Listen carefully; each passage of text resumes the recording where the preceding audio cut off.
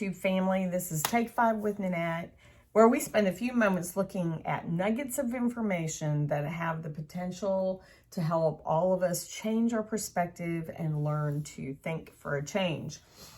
I don't know about you guys, but I have had the craziest end of 2021 and beginning of 2022.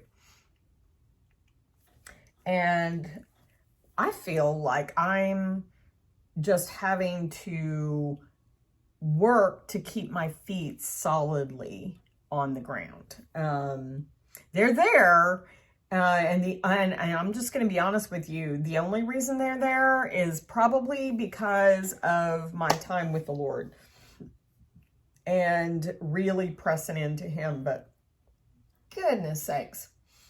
All right, well, I'm not going to get into that. One of the things that I felt like the Lord was talking to me this morning about had to do with loneliness.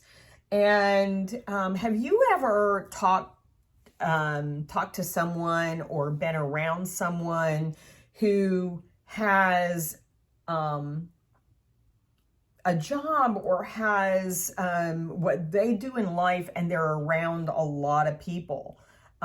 They have lots of people in and out of their life, and yet they are struggling with loneliness. A married person who's struggling with loneliness. It's really amazing to me how many people that I have coached or worked with that have actually really been struggling with loneliness. I know I've even struggled at times with loneliness and had to ask myself, why are you feeling lonely? Why are you feeling lonely right now, Nanette? Because it's not that you don't have people around you. I've got 2 kids that live in the same city as me with my grandchildren.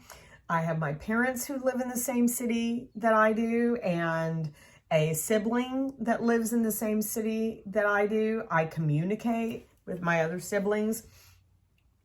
I'm married. I have, a coaching business that has people coming into my home or me going and meeting with people. What is going on when I am feeling lonely? And I started asking myself that question. Actually, I felt like the Lord was asking me about what's at the root of loneliness. And then this morning, I have this little devotional that a good friend of mine, Eileen Hoover, gave me. And it's called, it's not Jesus Calling, it's called Jesus Always, by Sarah Young, Embracing Joy in His Presence. And this morning I opened it up and I was looking at it, and it said, rejoice that I understand you completely and love you with perfect, unending love.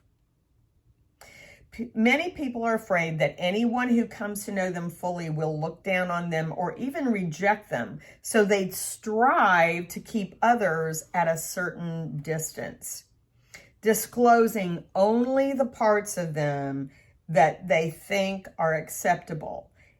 This way of interacting with others tends to feel safer, and this is what kicked my butt.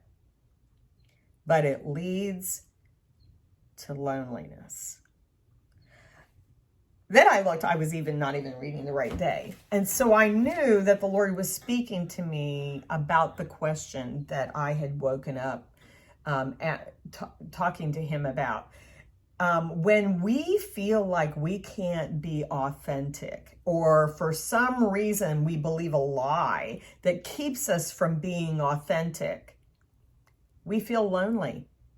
We feel lonely. Why? Because we're left alone with ourselves. We're alone with who we are.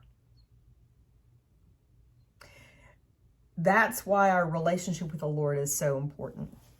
He knows us.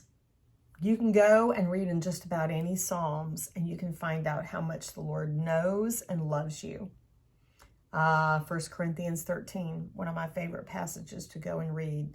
The importance of his love for God. And John 3:16, what happened? God so loved the world that out of that love he gave.